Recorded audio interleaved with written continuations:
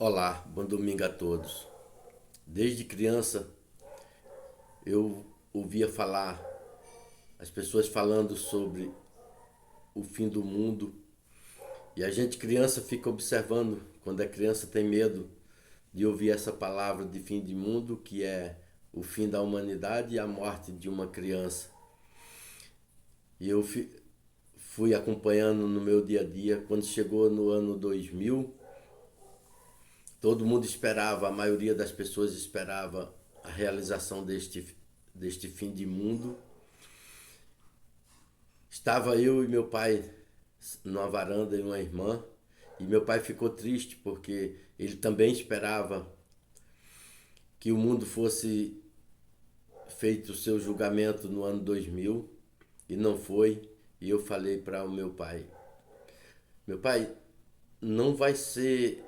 dessa forma como as pessoas falam e nem o mundo vai ser finalizado agora no ano 2000, porque nós vivemos intensamente uma história e nessa história tem a profecia de São Malaquias e o sonho de Dom Bosco. E a profecia de São Malaquias ainda não se realizou e nem o sonho de Dom Bosco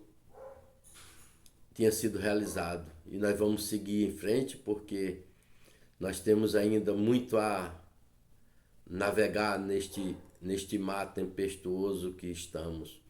E ele ficou olhando para mim como ele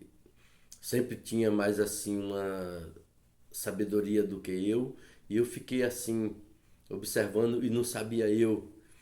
das coisas que realmente aconteceu nos bastidores que a gente não tem condições de entender, mas eu sentia que ainda ia termos bastante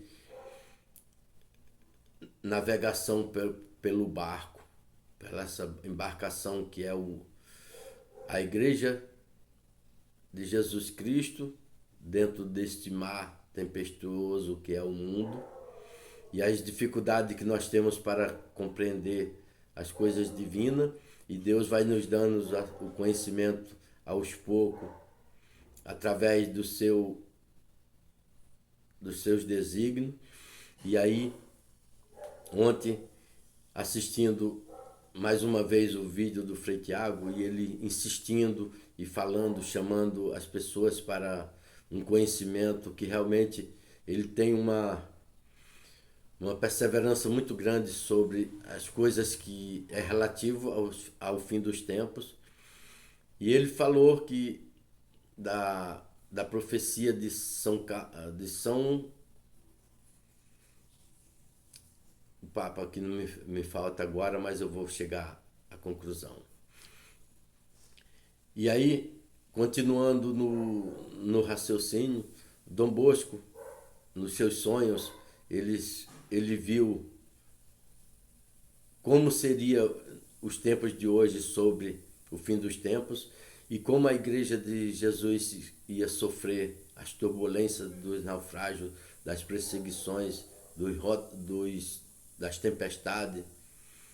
dos, das coisas que ia acontecer. Muitas pessoas saindo do barco, indo para outras navegações que não é a verdadeira, a barca de Pedro. E nós ficamos assim, entendendo como Dom Bosco quis nos deixar exatamente aquela, aquele significado do que é o fim dos tempos e como a Igreja de Cristo deve permanecer firme no seu, na sua embarcação, que é a Santa Igreja Católica Apostólica. E eu hoje acordei assim, tem muitas coisas na mente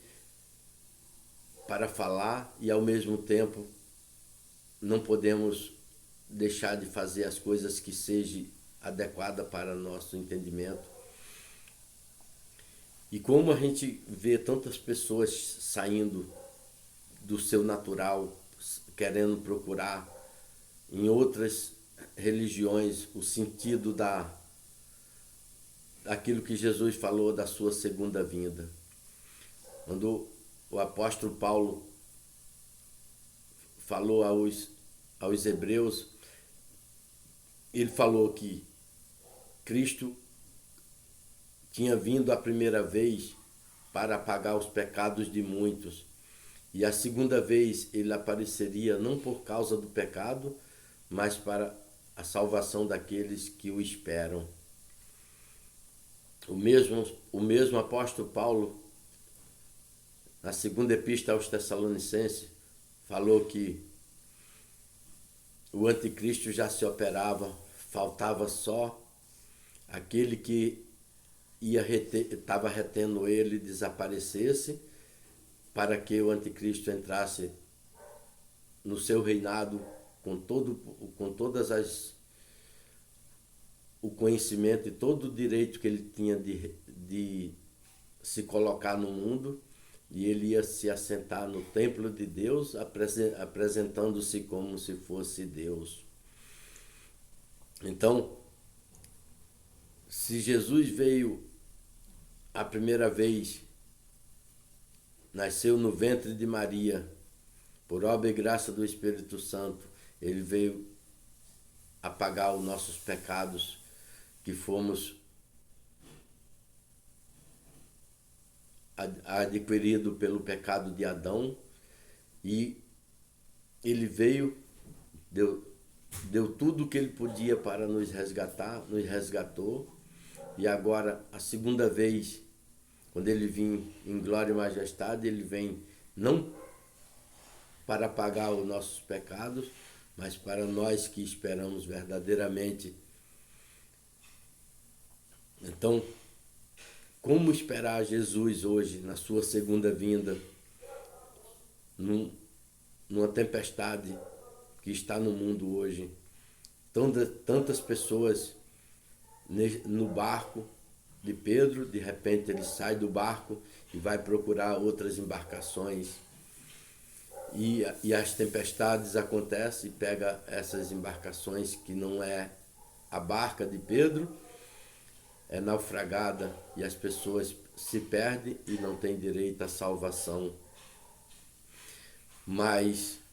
quem permanecer na barca de Pedro, esse realmente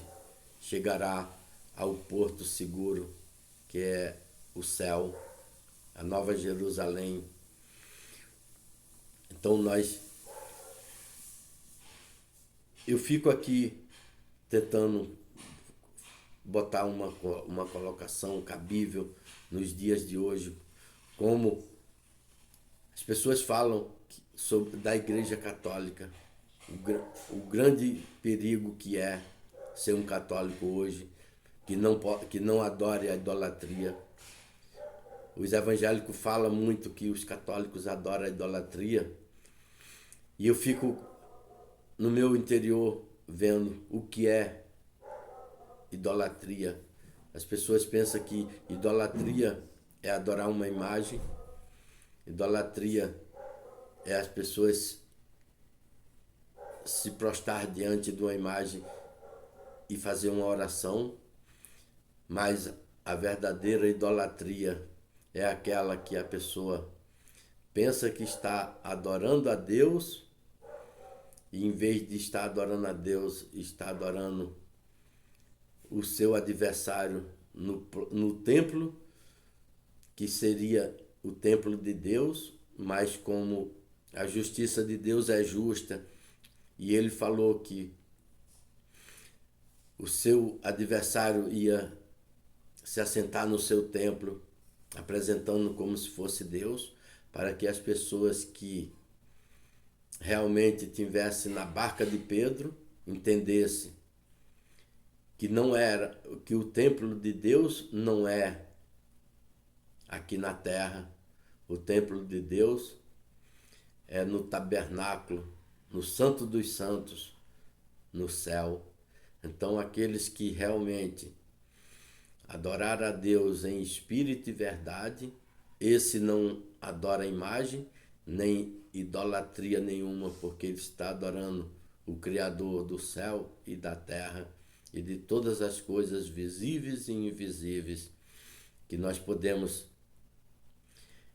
vencer neste mar tempestuoso, agitado